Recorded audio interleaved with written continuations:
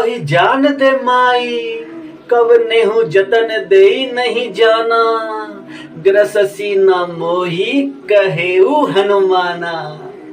तॾहिं मां मोटी करे ईंदम ऐं तुंहिंजे मुख में मां पाणी ही घुसी वेंदम।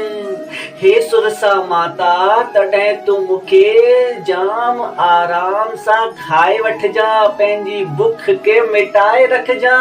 ऐं माता सुरसा, मां सत्य चवंदो आहियां, तूं हींअर मूंखे वञण ॾे, पोइ मां मोटी करे पक्को ईंदम। हनुमान जी जी जुबान आहे हींअर मूंखे वञण।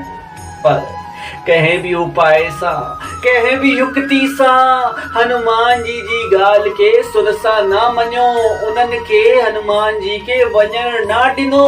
तॾहिं हनुमान सुरसा खां चयो कि ठीकु आहे माता, वञण नथी ॾी मूंखे, त पोइ मूंखे तूं खाए छॾ, मूंखे खाए छॾ। विस्तार सां चवनि था तुलसीदास बाबा कि प्रभु श्री राम जो कारज पूर्ण करे करे मूंखे अचण ॾे।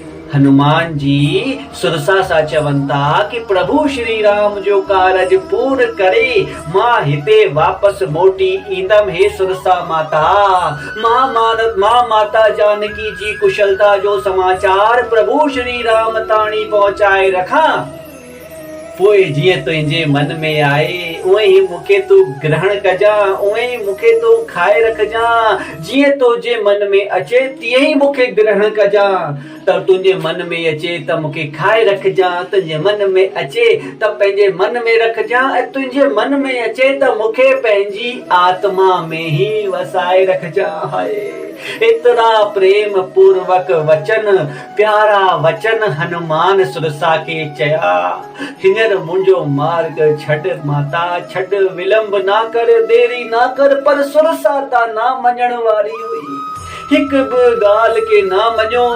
ऐं उन चयो कि हे वानर, वञ तूं वानर, वञ, तोखे केरु थो रोके, पर हिकिड़ी ॻाल्हि खे सम्झी रख, तुंहिंजे वञण जो रस्तो मुंहिंजे मुख सां थी करे वञे थो।